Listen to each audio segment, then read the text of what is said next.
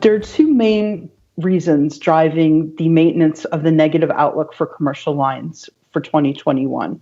The first is the COVID-19 pandemic and some of its continuing impacts. The second are a series of secular and cyclical trends that have impacted commercial lines over a number of quarters. In terms of COVID, the main issue that remains outstanding is what's going to happen with business interruption claims. While insurance companies have prevailed in their requests to dismiss lawsuits related to business interruption, there are a few states where these lawsuits have been allowed to proceed. And as a result, we don't know whether or not the courts unanimously are going to find that business interruption claims are excluded. And if there is coverage found, it could have profound impacts for the entire industry. In addition to the outstanding issue on claims coverage, there's the continuing challenges in the macroeconomy related to the pandemic. Unemployment remains high. There's question about whether businesses will remain permanently closed after government restrictions are lifted. And so this uncertainty is driving us to have some concerns about the long-term impact of the COVID pandemic on commercial lines insurers.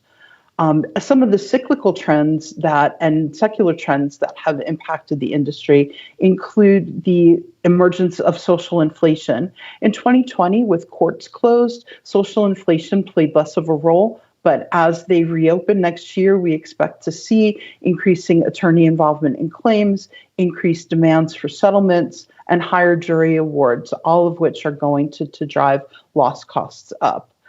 Insurance companies also face issues related to the low interest rate environment, which will put pressure on investment income, and reinsurance market demands for higher pricing, tighter terms and conditions will also drive some pressure on the commercial lines market in 2021. So as a result of all of these factors, we've maintained our negative outlook.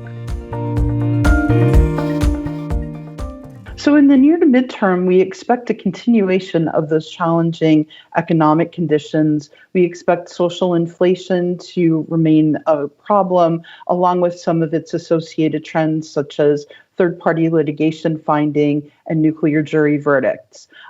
As well, we anticipate that insurance companies will face those challenging reinsurance market conditions.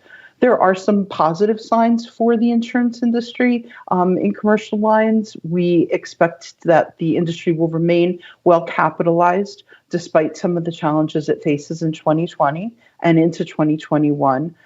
We do anticipate that the pricing environment will remain favorable for insurance companies. Ironically, many of the negative factors that are driving some of our concerns about the industry also serve to reinforce the need for better pricing and underwriting discipline. So we do anticipate that prices and market conditions will remain firm into 2021.